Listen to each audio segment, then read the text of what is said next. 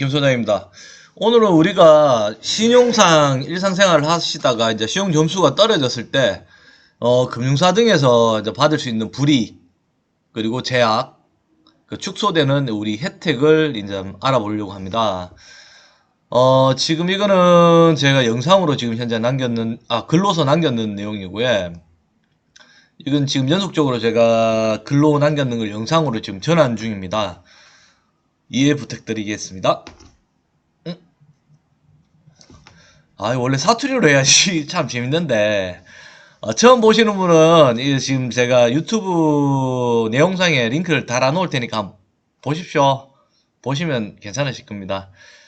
그리고 현재 저는 그 부동산 중개업을 하고 있고, 대부업과 대부 중개업도 같이 하고 있고, 대출 상담도 같이 병행을 하고 있고, 여러 가지 잡무를 다 보고 있는 잡부라고 보시면 됩니다. 그럼 바로 서론 들어갈게요. 우리 신용점수가 갑자기 낮아질 이유가 뭘까요? 결론 돈 아니겠습니까? 돈이 없으면 카드를 썼는데 카드 대금을 결제를 못하고, 은행 대출을 빌렸는데 이자를 못 갚고, 뭐 여러 가지 사항이 생기겠죠.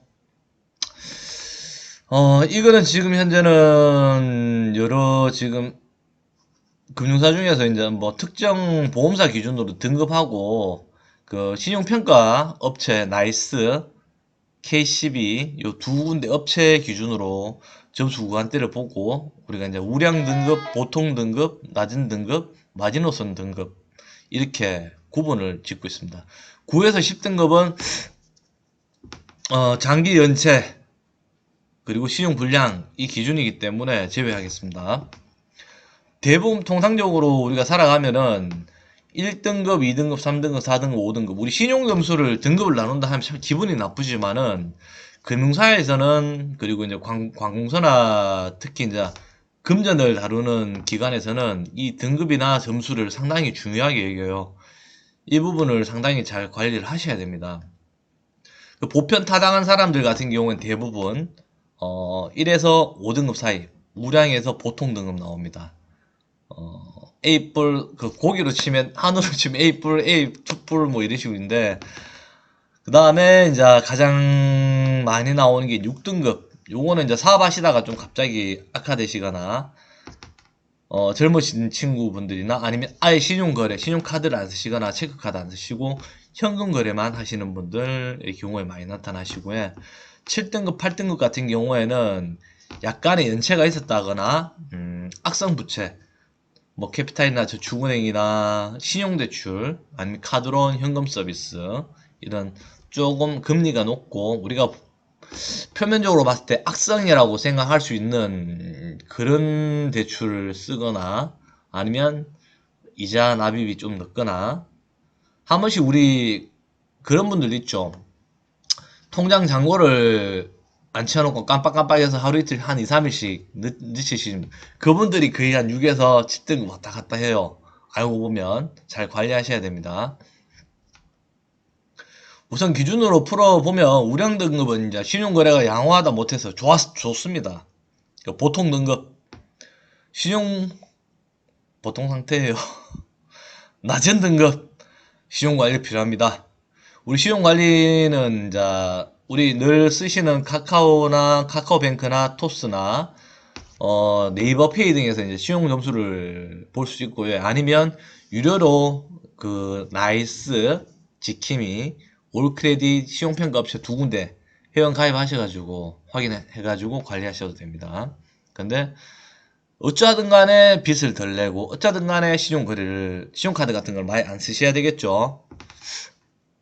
일단 마지노선 등급으로 이제 신용 관리가 필요한 사항인데, 여기 마지노선 보이시죠? 7, 8등급. 점수 구간대가 거의 600에서 500점대. 일단은 6에서 5가 나온다 하면 조금 안 좋다고 보시면 될 겁니다. 여기서 잘못하면, 까딱 잘못하면은 9에서 10등급.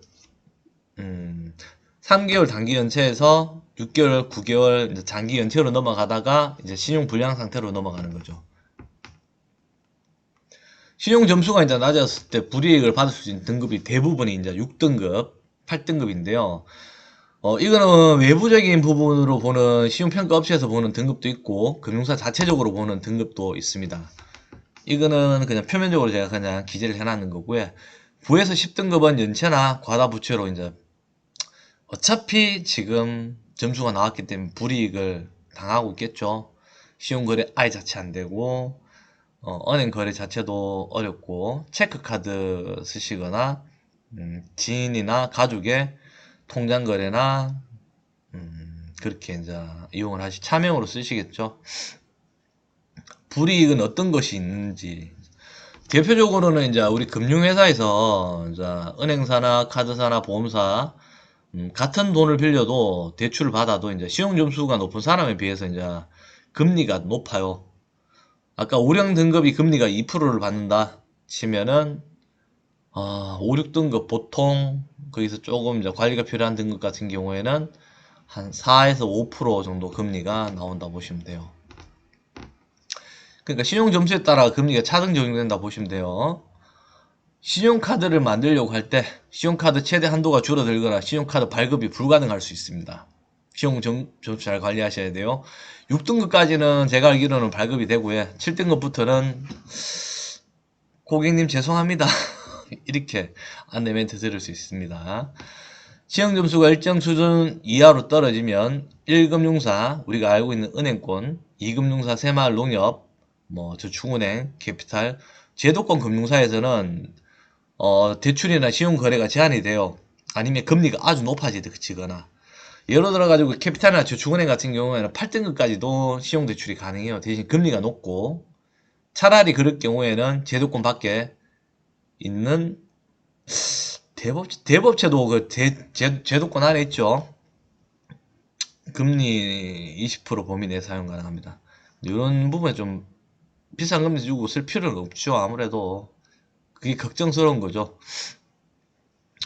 예로 아래와 같이 이제 1에서 6등급까지 1금융사, 2금융사 중에서 금리가 저렴한 시중, 은행, 보험사, 새마을금고, 신협, 농협에서 대출의 이용이나 신용카드 등의 발급이 가능합니다. 그런데 7에서 8등급의 경우 예외적으로 신협, 새마을금고, 저축은행, 캐피탈 등에서 신용카드는 좀 힘들겠지만은 대출이나 금융 서비스는 받을 수 있습니다. 다만 금리가 담보부의 같은 경우엔 담보가 있기 때문에 조금 낮겠죠. 아무래도 그래도 우리가 생각하는 상상 이상의 금리가 나옵니다. 지금 이 글을 작성할 때가 우리 0.5% 기준금리 기준이었으니까 현재 2.5 기준금리 기준 한다면 이 금리는 7.5에서 8%부터 시작해서 20%대까지 간다 보시면 됩니다. 9에서 10등급 경우에는 제도권 금융사는 아예 이용 불가능합니다. 등록 대부업체? 등록 대부업체라도 전산에 미등록하는 곳이나 사채시장, 제도권 밖의 사금융 대출을 이용할 사항이 되기 때문에 아주 높은 금리를 이용하게 되죠. 연 10%에서 20%, 사금융은 연 24%, 36%, 50%짜리도 보긴 봤는데 이런 거는 신고하시면 됩니다. 경찰에. 개인 사업을 하시는 분의 경우에는 신용 점수가 떨어지시면 우리가 보면은 신용보증재단에서 소상공인 같은 경우에는 최소 1,500에서 5,000까지 신용 공여를 받아서 사업을 하실 수가 있어요. 대부분이 보면 1에서 한 3등급까지는 3,000에서 5,000까지 대출이 가능해요. 다만 신용 등급이 안 좋으시면 5등급에서 6등급, 7등급 사이면 1,000에서 2,000 많아봐야 그 정도밖에 안 돼요. 그리고 이번에 그 코로나 관련해 가지고 소상공인 특례 보증 대출이라 해서 그것도 신용 등급에 차등을 줘요. 우량 등급 1에서 3등급 같은 경우에 1등급 같은 경우에 3천만 원까지 가능하고 금리 싸게. 그리고 점수대가 750점대 이상 같은 경우에는 현재 2천까지 이용 가능하시고 금리가 1%라고 하지만은 3에서 4%대 된다 보시면 될 겁니다. 그 다음에 저신용자 6에서 7등급, 8등급 같은 경우에는 1,000만 원밖에 사용을 못 하세요. 이런 불이익이 있습니다. 신용관리 좀 하셔야 됩니다. 통장 잔고 꼭 채워두시고 아니면 과다한 부채를 만들지 마시고요.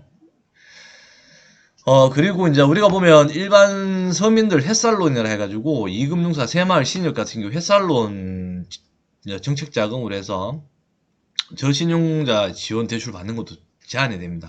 이거 같은 경우에는 신용보증재단에서 보증서 발급받아서 햇살론을 진행을 한다 보기 때문에 제일 좋은 거는 저축은행 계열의 햇살론보다는 새마을이나 신협, 농협의 햇살론을 이용하시는 게 금리대가 훨씬 더 유리해요. 돈 안 되는 얘기만 하네요. 대부업자가. 이런 게 큰일 납니다. 신용점수가 적정 등급 이하로 떨어지면 불이익이 크죠, 확실히. 신용점수 잘 관리하셔야 돼요. 낮아진 신용점수 올리기 같은 경우에는 다음 내용에서 이제 얘기를 할 건데, 가볍게 언급을 하면, 등급이 아주 낮은 조건이면, 연체 중이면 연체를 해소하거나, 과다 부채 중이면 다중 부채거나, 빚이 많거나, 빚의 종류가 많거나, 대출 상환하거나 일부 상환. 근데 그게 쉽지 않겠죠. 말은 이렇게 얘기를 하죠. 등급이 낮거나 보통이면 신용카드와 체크카드를 적절히 사용을 하시는 게 제일 낫죠. 연체 없이. 너무 꽉 채워 신용카드는 너무 꽉 채워 사용하시면 좀 등급의 점수에 좀 영향을 미칩니다. 그 다음에 통신, 공공요금, 성실 납부 내역을 신용평가사 나이스 K12에 제출 시에 점수를 10점에서 30점 가산 받을 수 있고요. 일반 회원 그냥 무료 회원 가입하셔도 5점에서 15점, 20점대까지 올라가고 유료 회원 가입 시에 15점에서 30점까지 올라간다 보시면 될 거예요. 나이스 K12 이런 내용도 있고요. 신용카드 이제 환도를 확 줄이거나 확 늘려서 사용한 것보다는 적정 비율 항상 일정하게 항상 본인 한도가 뭐 100만원이면 50에서 한 40에서 한 60만원 선 왔다 갔다 이렇게 사용하시는 게 제일 낫겠죠. 3-40%대 유지하시면 훨씬 더 낫고요. 만약에 신용점수를 모르신다고 하면 가장 좋은 거는 우리 토스 TOSS 어플로 해서 한번 확인을 해보시면 가능하고요. 아니면 카카오뱅크나 네이버를 많이 쓰시니까 네이버 페이 뭐 어차피 무료로 다 가능하니까 그쪽에서 본인 신용 점수를 다 확인이 가능합니다. 그리고 나이스 지킴이나 지금 여기 보시면은 잠깐만요. 시간이 자꾸 길어지네요. 잠깐만요. 나이스 치면은 나옵니다. 주식이 왜 나오지? 요 나이트 지킴이로 들어가셔가지고 무료 가입하시기 하거나 아니면 조회하기 해서 1년에 한 번, 1년에 3번인가 이렇게 무료로 보이는 본인 시용 점수를 확인할 수가 있어요. 잠깐만요. 잠시만요. 이렇게 가능해요. 전국민 신용정보 연 3회 여기 있죠. 전국민 신용조회 연 3회 분기별 조회 가능합니다.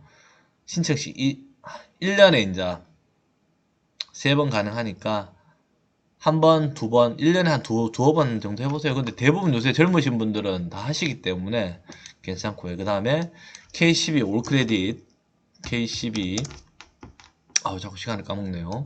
올크레딧 홈페이지로 들어가면 이쪽에서도 하단부에 보시면은 내 신용점수 확인하기가 있어요. 잠깐만요. 어디 갔지? 무료 확인하기가 있는데 여기 보시면 전국민 무료 신용조회라고 이렇게 하단에 구석 귀퉁이에 아주 작게 있어요. 아이고 쪼잔해라. 이렇게 확인도 가능하고요.